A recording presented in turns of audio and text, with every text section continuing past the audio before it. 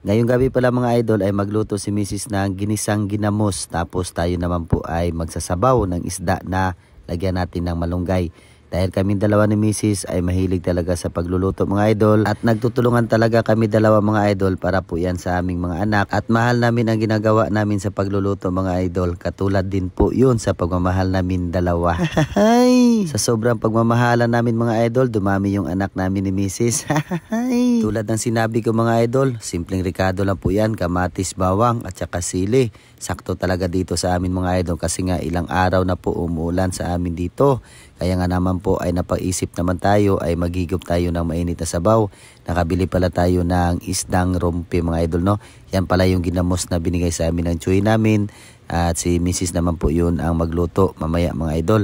Gagawin niyang ginisa. At binabati ko ng belated happy birthday po mga idol si Idol PD from Talanay, Quezon City. Galing po sa mama niya si Ma'am Ellen Sisa. Salamat sa pagkomento ma'am. At kay Idol Rons Bluet Amli from Duwak SA. Maraming salamat sir. Umabot yung video namin dyan sa lugar nyo. At kay Ma'am Michelle Mancao Balmores from Kuwait.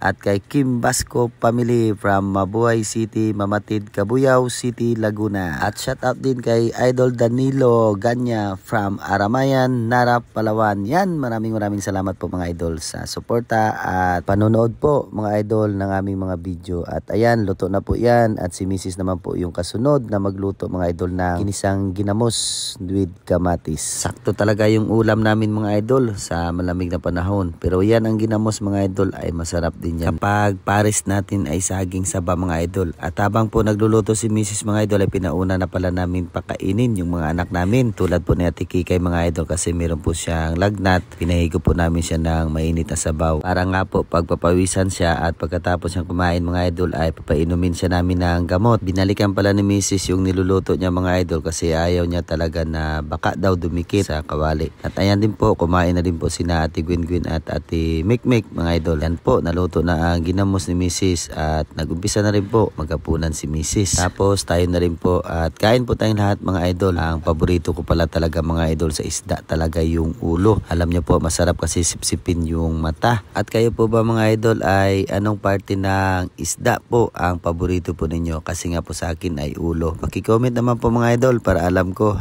Tapos mga idol ay napapadami na naman po yung kain natin kasi sobrang sarap talaga mga idol ng tinulang isda. Tapos may ginamos pa tayo at napasubo naman tayo ng marami. At yan, humigop din tayo ng sabaw at kamatis. Kakainin natin yung mga idol kasi paborito ko din po yan. At syempre mga idol, pasalamatan din natin yung mga baguhang followers. Yan, welcome na welcome po kayo dito sa page namin.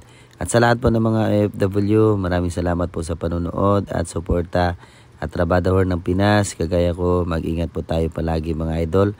At hanggang dito na lang po. God bless.